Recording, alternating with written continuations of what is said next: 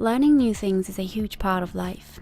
Whether you want to learn a new language, understand real estate, or learn how to start a business, the person who can learn faster will always have the upper hand in life. But it takes time, and time is limited. So how can you make the most of your time by speeding up the learning process? Thanks to neuroscience, we now have a better understanding of how our brain processes and holds on to information. So if you want to get a jump start on expanding your knowledge, here are the top 10 proven mind tricks how you can learn anything fast. Number 1. Take notes with pen and paper.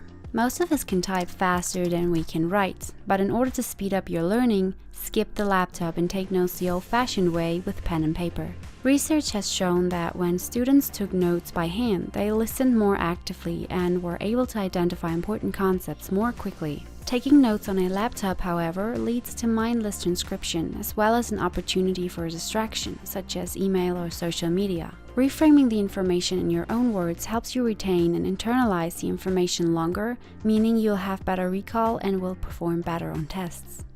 Number 2. Learn by doing. Spend 1/3 of your time researching and 2/3 of your time practicing. Our brains evolved to learn by doing things, not by hearing about them, which is why immersion is by far the best way to learn anything. Think back to how you learned to play basketball, ride a bicycle, or swim. Instead of watching tutorial videos or reading a textbook on how to do something, the way to learn faster is to get into the trenches and gain experience through making mistakes. You can only learn so much about how to do a skill from researching it. You can spend all the time you want reading about how to shoot a soccer ball, but when you get out there on the pitch, don't expect to have a perfect shot on your first try. But if you're starting from scratch, you've obviously got to do some research first, otherwise you won't know where to begin. But what's the right ratio between practice and research? Dan Coyle, author of The Talent Code and the Little Book of Talent, suggests using what he calls the rule of 2/3. Learn enough in theory that you're able to recognize mistakes and self-correct by spending 30% of your time reading and the other 70% of your time testing yourself on that knowledge. Number 3. Use the power of mental spacing by distributing practice. You're busy, so you wait until the last minute to learn what you need to know. A presentation, a sales demo, an investor's pitch. Bad idea. While it may sound counterintuitive, research shows you can learn faster when you practice distributed learning or spacing. Information overload is a real thing. When we are confused, anxious, or feeling overwhelmed, our brains effectively shut down. You can see this happen when students listen to long, detailed lectures, zone out, and stop paying attention to what's being said. They simply aren't able to effectively conduct that information into their memory bank, so learning shuts down. The best way to combat this is by taking a brain break or simply shifting your activity to focus on something new. Even a 5-minute break can relieve brain fatigue and help you refocus. Author Benedict Carey says learning is like watering a lawn. You can water a lawn once a week for 90 minutes or 3 times a week for 30 minutes. But spacing out the watering during the week will keep the lawn greener over time. Repeating the information by using short, spaced-out study sessions over a longer interval, say a few days or a week later, rather than in long cram sessions, sends a stronger signal to the brain that it needs to retain the information, which will encourage meaningful learning. Imagine you want to nail your investor pitch. Once you've drafted your pitch, run through it once. Afterward, take a few minutes to look over your notes, make any additions or corrections to add detail and ensure accuracy. Then step away for a few hours or even for a day before you repeat the process. Do this quickly once or twice following each class or period of instruction. Over time, you can begin to spread the sessions out, starting with once per day and eventually moving to 3 times a week. Number 4. Try a mnemonic device. One of the best ways to memorize a large amount of information quickly is to use a mnemonic device, a pattern of letters, sounds, or other associations that helps you simplify, summarize, and compress information you want to learn. One of the most popular mnemonic devices is one we learned in kindergarten, the alphabet song.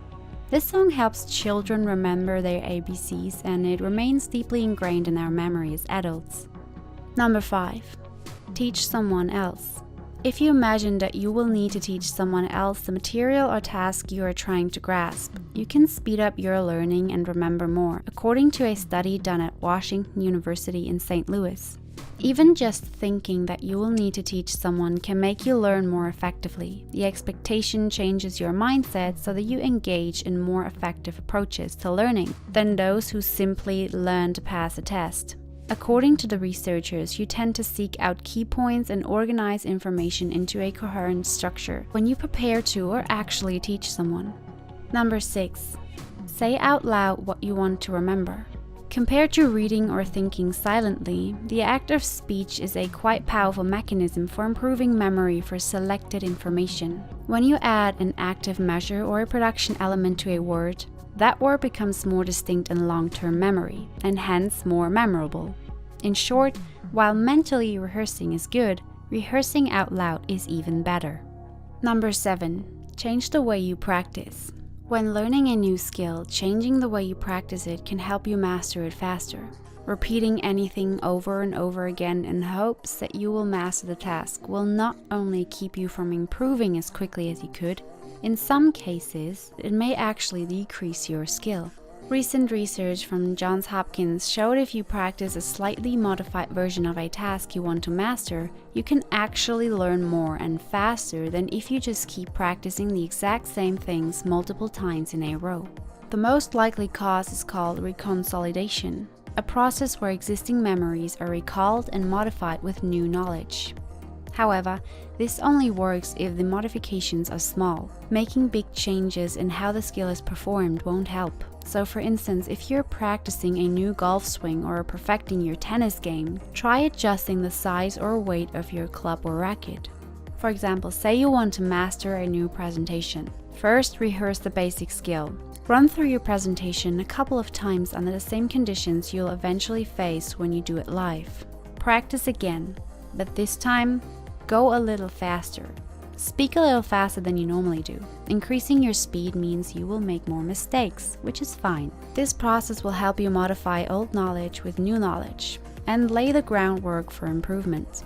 On the other hand, you could also go a little slower. This allows you to experiment with new techniques, including the use of silence for effect that isn't apparent when you present at normal speed. Or you could break your presentation into smaller chunks. Pick one section of your presentation, deconstruct it, master it, then put the whole presentation back together. Or change the conditions. Use a different projector or a different remote. Switch up the conditions slightly. Not only will that help you modify an existing memory, it will also help you be prepared better for the unexpected. Number 8. Learn from an actual expert. No matter what skill you want to accomplish, there's likely someone out there who's already good at it. The fastest way to get good at something yourself is to find a person who's already getting the results you want. Figure out how they got where they are, and model your own journey after theirs. Sign up for lessons, ask a friend or coworker who's already good at the skill you're looking for. Watch a film that follows an expert's journey and so on. There are a ton of different possibilities for how to learn from someone who has already gotten where you want to be.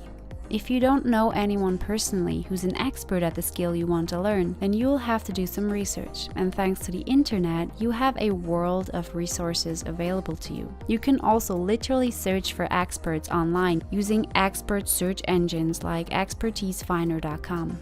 Number 9. Get immediate feedback on your performance.